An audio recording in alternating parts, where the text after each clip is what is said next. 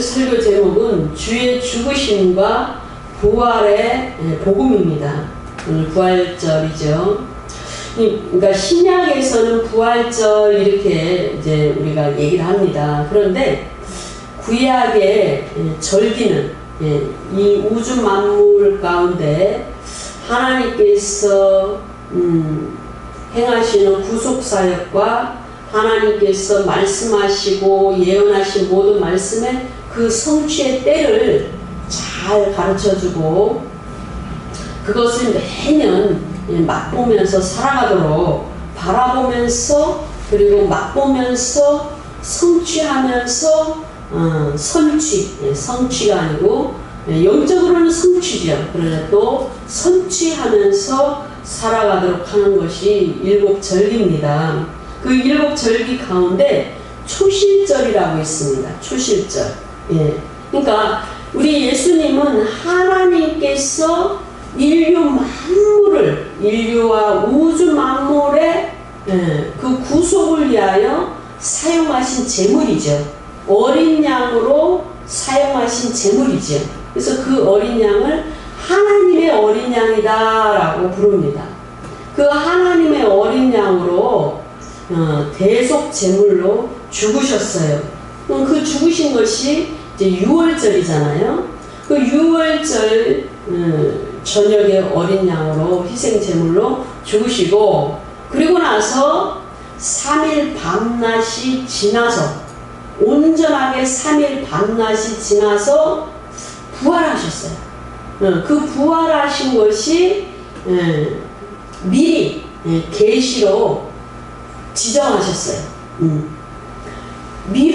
미리 정하셔서 반드시 부활하리라 라고 절기로 이미 정해주신 것이 뭐냐면 초실절이에요. 초실절. 그 절기 때는 보리가 추수됩니다. 첫 보리가 추수되는 그 지역이 있어요. 이스라엘 땅은 굉장히 지형이 변화무쌍하죠. 200m 이하의 이런 평면보다 200m 이하의 그 협곡도 있고 또 아주 높지는 않지만 이 개마고원처럼 그런 이렇게 좀 계곡의 그 산의 마루를 이루는 그런 지형도 있어요. 그래서 다양한 기후가 나타나는데 게네사렛이라는 평원이 있습니다. 그렇게 크진 않지만 근데 그곳은 흙이 검은색입니다. 여러분 검은색은 햇빛을 많이 받죠? 많이 흡수시키죠? 그래서 그 게네사렛 평원에서 추수가 되는 그 보리가 다른 지역, 이스라엘의 다른 지역보다 그 추수 시기가 한 달 정도 빨라요. 그래서 그 보리 추수 한 단을, 그 보리 추수한 첫 한 단을 가져다가 성전에 올리는 겁니다. 그래서 예수 그리스도의 부활을 첫 보리 추수에 비유합니다.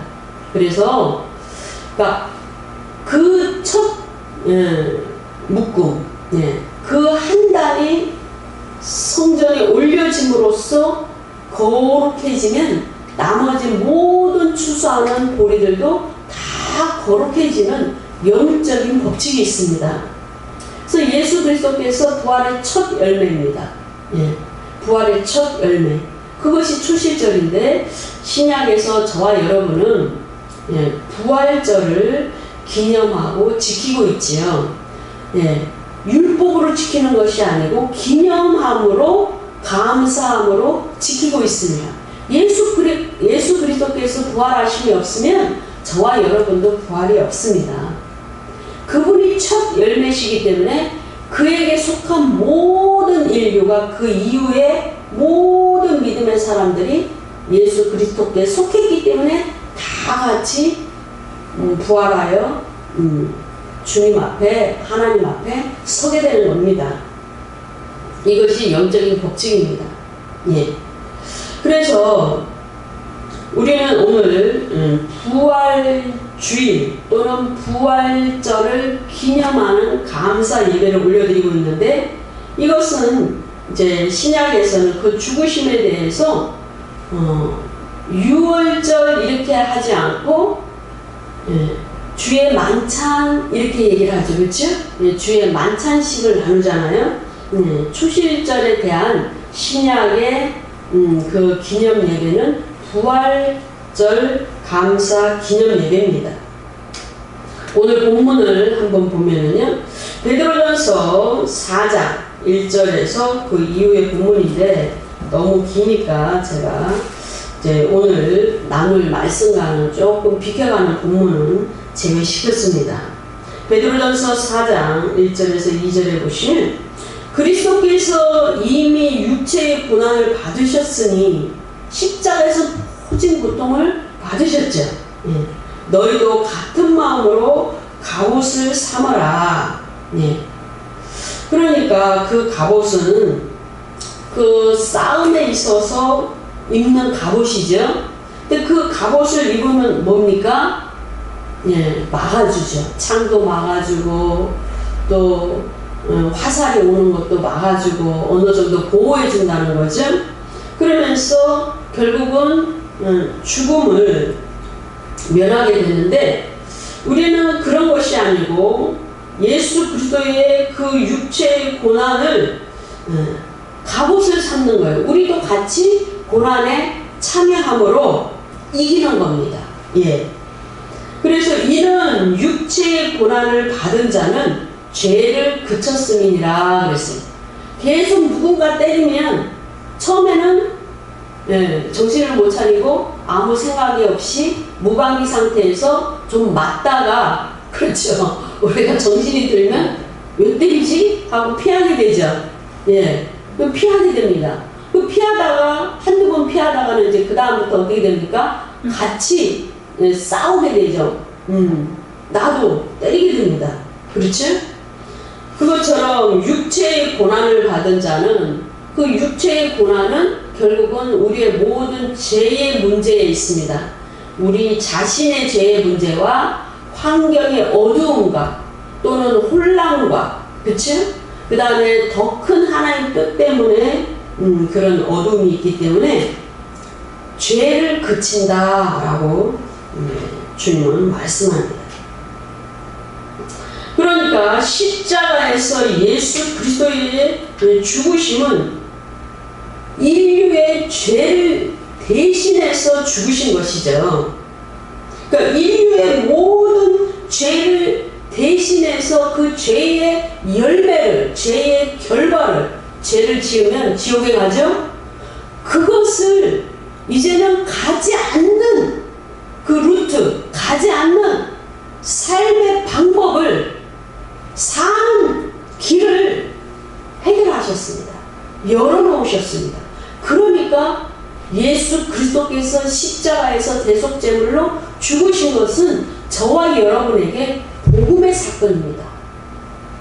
엄청난 복음의 사건이죠.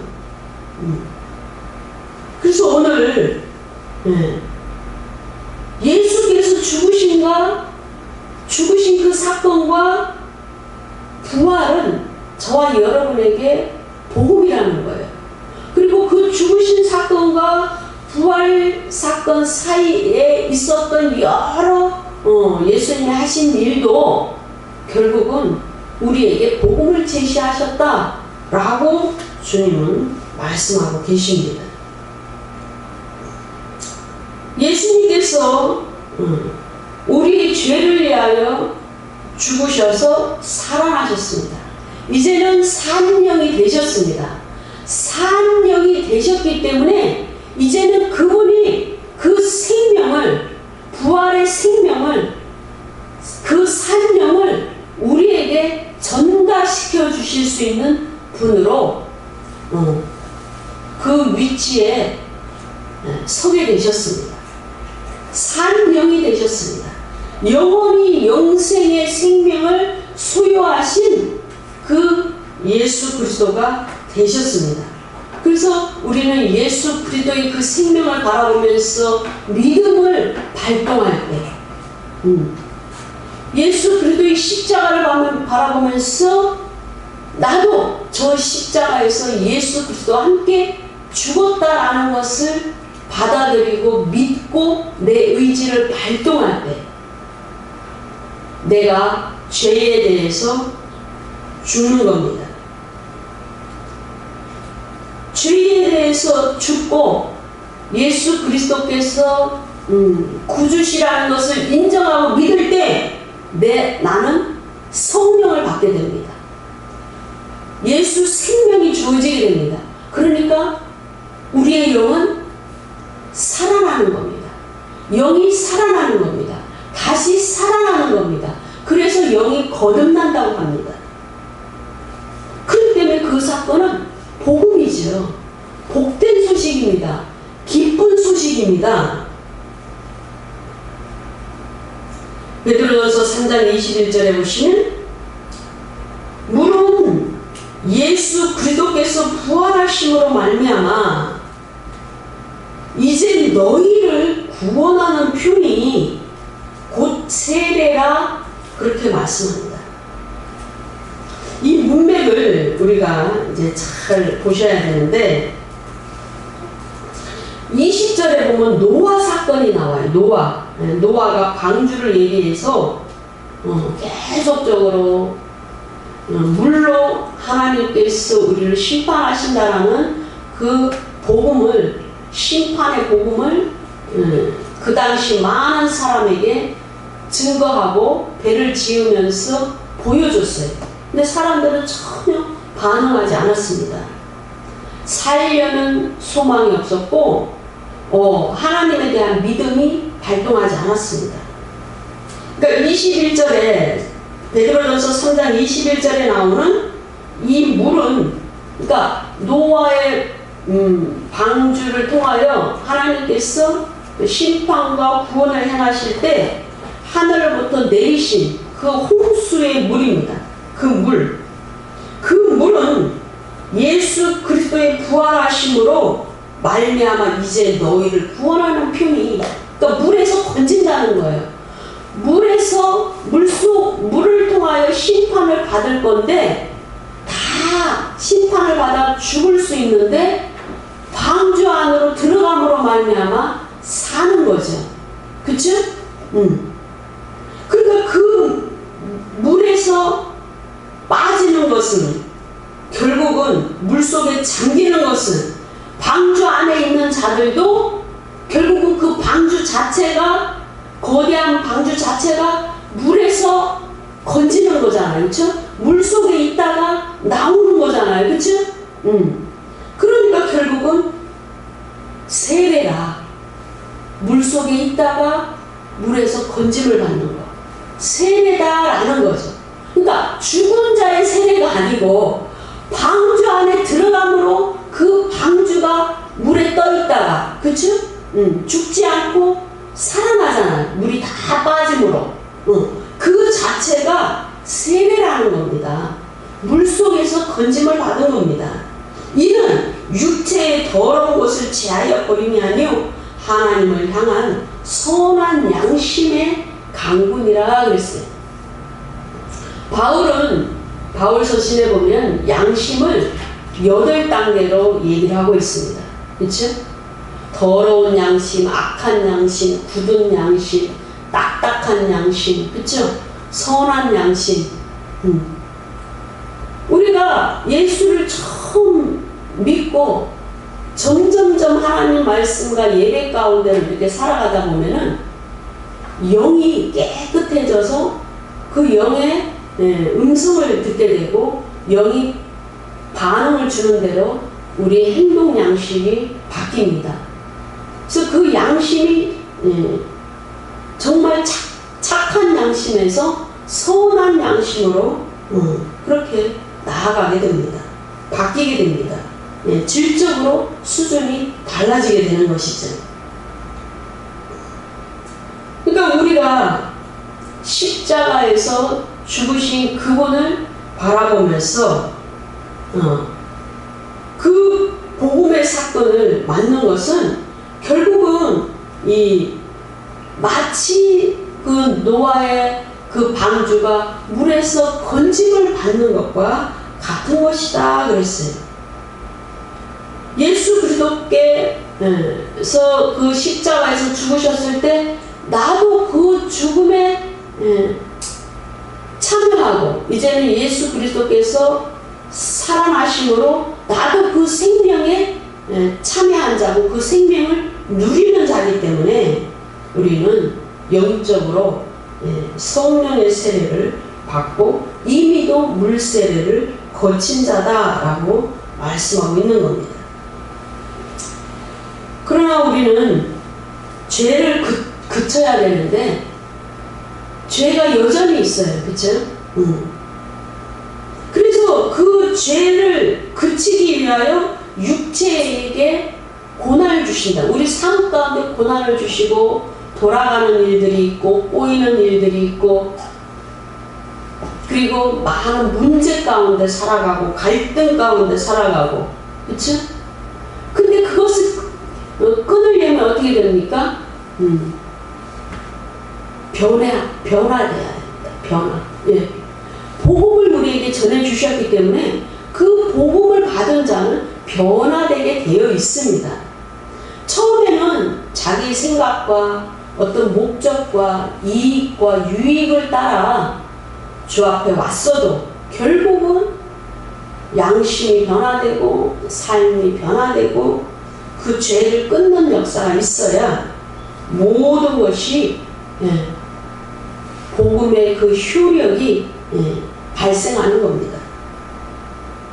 4장 2절에 보시면 그 후로는 다시 사람의 정욕을 따르지 않고 하나님의 뜻을 따라 육체의 남은 때를 살게 하려 함이니라 했어요. 육체의 남은 때가 뭡니까? 우리가 육체를 벗기 전까지는 육체를 입고 살아가는 나머지 인생의 시기들이 있잖아요. 그렇죠? 30살 때 예수를 만났으면 그 이후의 인생은 예수 안에서 육체의 정욕을 벗고 육체의 정욕을 따르지 않고 살아가는 시기가 되는 거죠. 그러므로 우리는 복음의 시기가 복음의 열매 맺는 그 시기가 기간들이 엄청나게 길게 되는 겁니다. 그럼 예수께서 십자가에 죽으셨고 복음을 우리에게 전해주셨어요. 그러면 십자가에 죽으신 예수 그리스도는 그 이후에 육체는 무덤에 묻히셨죠? 그리고 그 이후에 주님이 어떤 일들을 또 하셨는가, 어떤 복음의 일을 하셨는가 우리는 살펴볼 수가 있어요. 베드로전서 3장 19절을 보시면 저가 또한 영으로 성령으로 옥에 있는 영들에게 전파하시다 또는 선포하시니라 그렇게 기록하고 있습니다. 그러니까 옥에 있는 영들이 누구냐 하면은 20절에 나와요. 20절에 그들이 누군가 우리 20절을 함께 굉장히 중요한 절이니까 한번 합독하도록 하겠습니다. 그들은 전에 노아의 날 방주를 준비할 동안 하나님이 오래 참고 기다리실 때에 복종하지 아니하던 자들이라. 그들이 누구라고요? 노아가 막 비라는 것이 전혀 알지를 못해요. 사람들이 비가 안 와가지고요. 그때까지 비라는 것이 내리질 않았어요. 그래서 비가 뭐지? 하고 비를 몰라요. 그런데 비가 온다고 해요. 노아가 계속 비가 온다. 그러면서 방주를 120년 동안 지었어요. 근데 계속 그 심판을 알렸는데 그 하나님의 그 심판의 복음에 말씀에 복종하지 않은 것, 반응하지 않은 자예요. 그렇죠? 그들이 전부 어디로 갔어요? 지하 감옥에 있는 지하 감옥 간 거예요. 지하 감옥. 그렇죠? 지옥이죠, 지옥. 그곳에 간 겁니다. 지하의 어떤 감옥에 어떤 영역에 그들이 전부 그곳에 있어요. 근데 그들에게 가셨다는 거예요. 죽으신 주님이 성령을 통하여 성령과 함께 육체는 무덤에 묻혀 있어요. 그런데 성령과 더불어서 그 예수 그리스도의 혼이 그 지하에 내려가신 거예요. 그리고 거기 갇혀있는 그들에게 전파하신 거예요. 선포하신 겁니다. 뭘 선포하는 겁니까? 그들에게 심판을 선포하는 겁니다. 심판을 주관하시고 구원을 주관하시는 분은 예수 그리스도셔요. 네. 그 전권을 성부 하나님께서 아들 성자 예수님께 전가시켜 주셨어요. 그것이 요한복음에서 나와 있는 내용이에요. 그 전권을 가지고 이 땅에 육체로 오셨고, 또 그 이후에도 또 육체로 오시기 그 전에도 그 정권을 가지신 분이 예수 그리스도셔요. 그래서 그 예수 그리스도가 십자가에서 죽으시기까지 그 이전의 모든 의인들은, 구원받은 의인들은 어디에 있었냐면 아브라함의 품에 있었고, 구원받지 못한 모든 혼들은 어디에 있었냐면 지하 감옥에 갇혀 있었습니다. 그 지하 감옥으로 내려가셔서 그들에게 선포하십니다. 심판을 선포하는 거죠. 그래서 전파하시니라, 이 표현도 맞지만 선포하셨다라는 표현이 더 적절합니다. 에베소서 4장 8절에 보시면 이러므로 이르기를 그가 위로 올라가실 때에 사로잡혔던 자를 사로잡고 사람들에게 선물을 주셨다 하였도다. 제가 그냥 말로 해도 되는데 굳이 성경 본문에 있는 것은 여러분이 평소에 잘 안 읽으시기 때문에 그냥 한번 읽는 것이 좋겠다라는 성령의 감동 때문입니다. 그러니까 이 본문에 보면은 예수 그리스도께서 위로 올라가셨대요. 올라가실 때에, 위로 올라가신 것은 삼층천 셋째 하늘로 올라가신 거죠. 셋째 하늘로 올라가실 때에 사로잡혀 있던 모든 자를 사로잡아 가지고 그 사람들에게 선물을 주셨대요. 그러니까 의인들에게도 의인들에게 그 사로잡혀 지하의 어느 곳에 사로잡혀 있던 그들에게 선물을 주셨다는 겁니다. 그래서 이 본문에도 그 앞절과 연결되어 있는데 굉장히 중요합니다. 그러니까 아브라함의 품에 내려가신 겁니다. 지하의 아브라함 품에 내려가셔서 거기 아브라함 품에 예수님 이전까지, 창세기에서부터 예수님 이전까지 모든 의인들, 주님께서 그 의를 인정하신 그 모든 의인들에게 가서 이제는 너희들을 하늘로 옮길 때가 됐다. 내가 너희를 구원하러 왔다. 라고 말씀하시고 그들을 다 사로잡아서 하늘로 옮기시는 구원의 축복, 그 선물을 주셨다는 겁니다.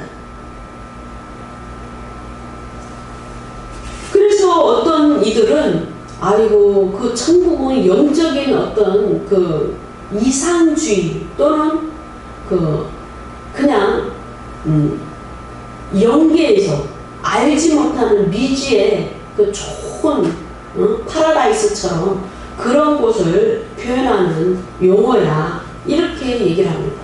그것이 아닙니다. 하나님은 우주 만물을 창조하셨어요. 우리가 눈으로 보잖아요. 그렇죠? 이거는 물리적인 세계고 물리적인 사건이고 실제 공간입니다. 그래서 셋째 하늘도 실제 공간이에요. 대기권, 우주, 그 위에 물층, 그 위에 셋째 하늘, 물리적인 공간이에요. 그 물리적 공간으로 옮기셨다는 거예요. 시간이 멈춰지고 모든 것이 이 지상과는 다른 그럼에도 실체인 그곳에 실제로 옮기셨다는 거죠. 그러면 복음이죠. 지하 감옥에 그 영원히 영생을 주시겠다, 부활을 시켜 주시겠다. 이삭에게도, 그쵸? 아브라함에게 이삭을 바치라고 그랬어요. 근데 분명히 아브라함에게 뭐라고 말씀하셨어요? 네 아들이, 그쵸? 네 아들이 사라의 태를 통하여 난 그 아들이 태어날 거고 그 아들의 자손들이 하늘의 묵별처럼 바다의 모래알처럼 많을 거다 라고 약속을 하셨는데 하나님 약속은 변개가 없으시죠? 그런데 이삭을 바치래요. 그럼 아브라함이 생각한 거예요. 아브라함이 믿음이 처음에는 없었어요. 그러면서 여러 그냥 환난과 고통과 죽음의 위기를 겪으면서 하나님을 알아가는 거예요. 신실하신 하나님, 사랑이 많으신 하나님, 도와주시는 하나님, 구원하시는 하나님, 약속을 지키시는 하나님을 계속 경험하면서 인생을 살아왔어요. 젊을 때부터. 그러면서 이제 100세가 가까이 된 거예요. 거의 70년을 하나님을 경험한 겁니다. 그래서 바치라고 그럴 때 바친 겁니다. 왜? 다른 본문에 보면은 부활의 소망을 갖고 있었어요. 같이 어떤 종과 함께 이삭을 데리고 그리고 나귀에 엄청난 그 여러 필요한 물건들을 다 싣고 그렇게 길을 떠났는데 그 하인에게 모리아산 올라가기 전에 그 밑에 있으라고 그랬어요. 너는 우리가 저 위에 가서 번제를 드리고 우리가 내려올 때까지 너는 여기 있어라 이렇게 얘기했습니다. 우리가 내려온대요. 그런데 아브라함은 하나님의 음성을 직접 들었잖아요. 근데 아브라함에게 뭐라고 그랬어요?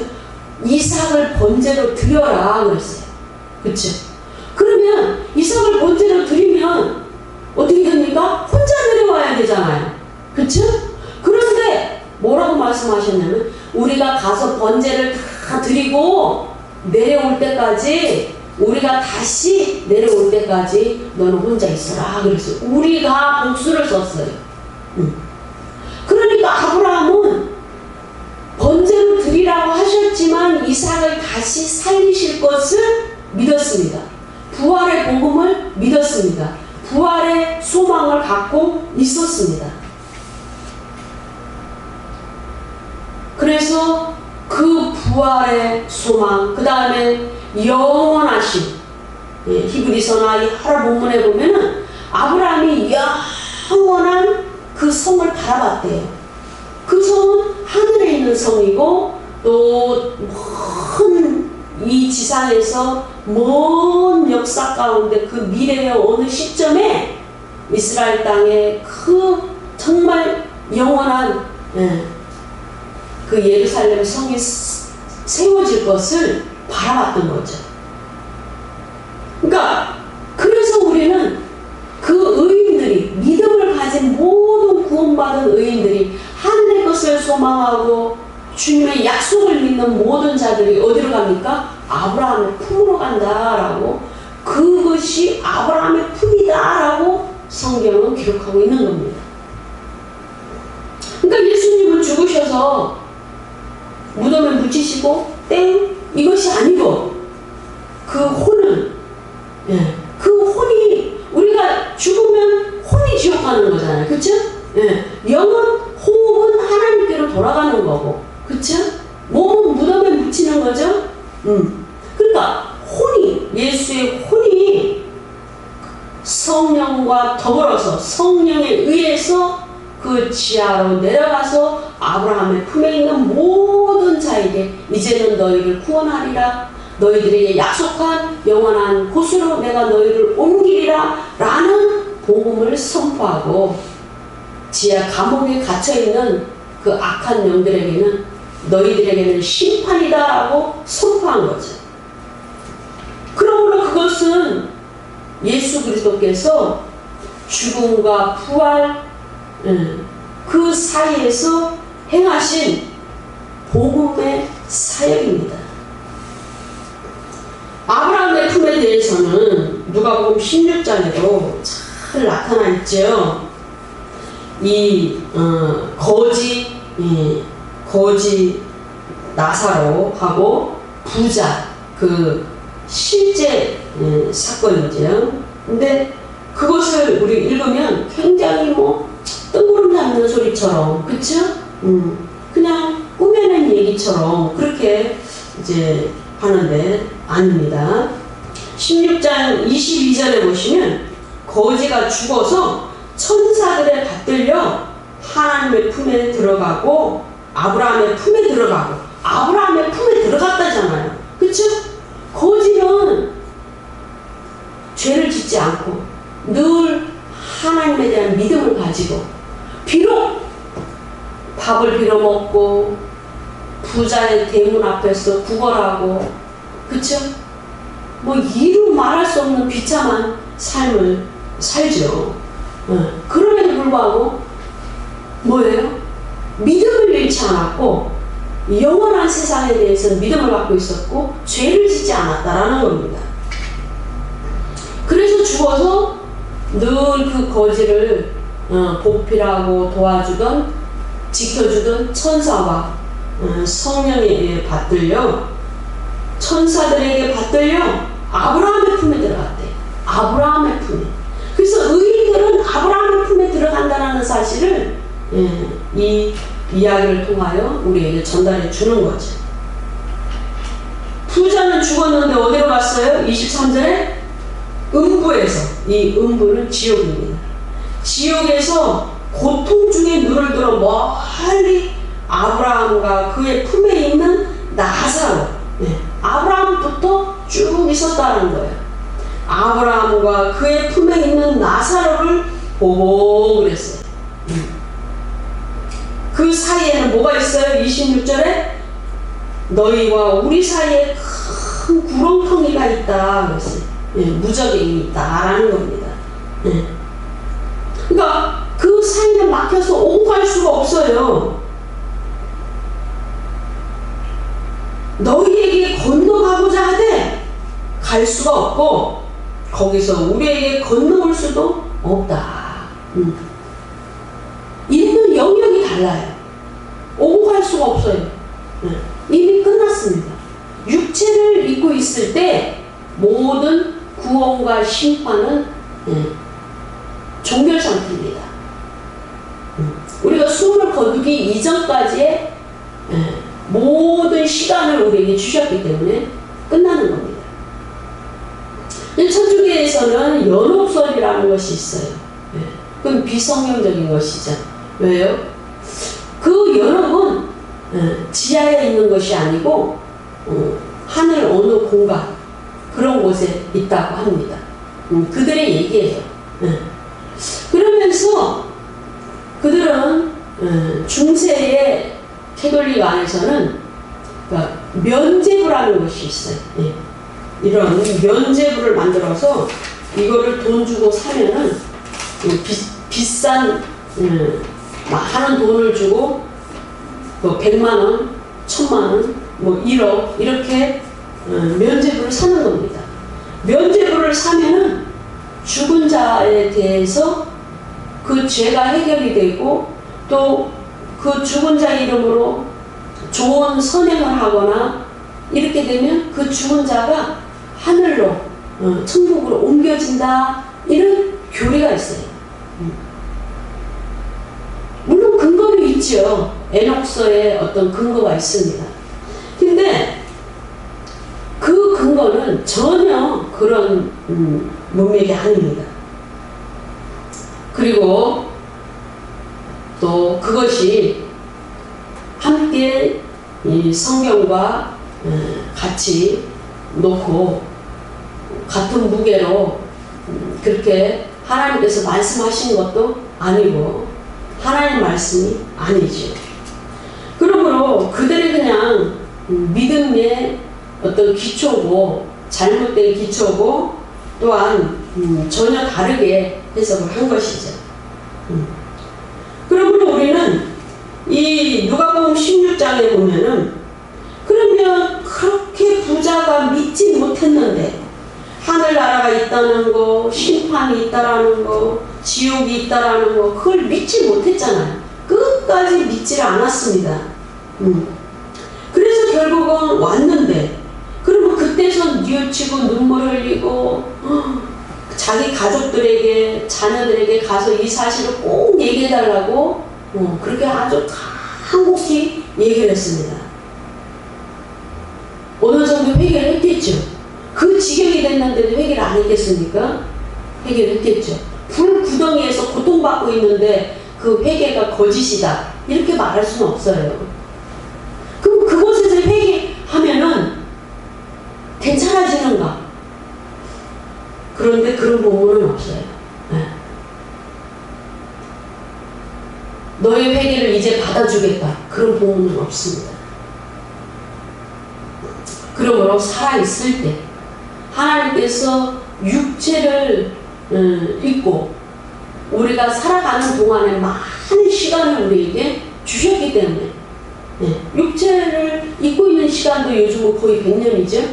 그렇지만 육체를 벗고 살아가는 기간은 영원의 시간들이기 때문에 우리에게 충분히 시간을 줬기 때문에 그 이상은 우리에게 기회가 없다라는 겁니다.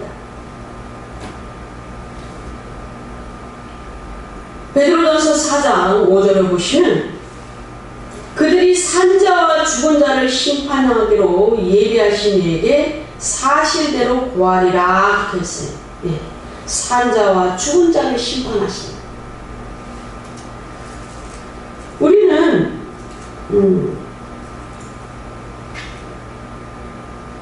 살아있는 산영이신 살아나신 예수 그리스도의 그 역사를 통하여 우리에게 그 믿음이 전가되고 또 신분이 전가되고 주어지고 그 영이 우리에게 전가됐어요. 그러니까 그분이 산자와 죽은 자를 심판하시는 거예요. 그래서 지하 감옥에서도 아브라함의 품에 있는 자, 지하 감옥에 갇힌 자에게 그 심판을 선포하고 복음을 선포한 것입니다. 베드로전서 4장 6절의 말씀을 봅니다. 이를 위하여 죽은 자들에게 내 복음이 전파되었으니 그랬어요. 예, 아까 우리 그 에베소서 본문을 보셨죠? 그리고 베드로전서 3장 19절과 20절의 본문을 보셨죠? 연결이 되는 겁니다. 그래서 우리는 주님께서 십자가에서 죽으신 사건도 복음이고, 죽으시고 지하 감옥에 내려가셔서 아브라함의 품에 가셔서도 복음을 행하셨고, 또 부활하심으로 복음을 행하시고, 산자로서 산명으로서도 복음을 행하시고, 이제는 그 부활의 생명으로 살아가도록 40일 동안 제자들에게 나타나셔서 증거하신 것도 복음이라는 겁니다. 그리고 지금은 하나님 우편에 앉으셔서 대제사장으로서 우리를 위해 중보하고 계시고 은혜를 베푸시기 때문에 우리는 그 하나님 우편에 앉아 계신 그 자리를 은혜의 보좌라고 얘기해요. 은혜의 보좌로 그 부활의 생명을, 예수 피를 의지하여 부활의 생명으로 계신 그분께 나아가도록 그 길을 열어놓으신 것도 복음이라는 겁니다. 그러므로 우리는 그냥 살아나셨다, 부활하셨다 라는 그 사실에 집중하고 초점을 맞추는 것도 굉장히 중요하지만, 죽으심부터 부활하심까지의 모든 과정이 전부 주님은 복음을 행하신 거고, 다시 공중 재림하시고 지상 재림하시는 영광으로 임하시는, 지상 재림은 육체로 오지 않으십니다. 부활의 부활체의 모습으로 영광으로 그렇게 임하십니다. 그래서 육체를 가진 자가 자기가 하나님이다 그렇게 얘기하면 이단이고 교주고 사입인 거죠.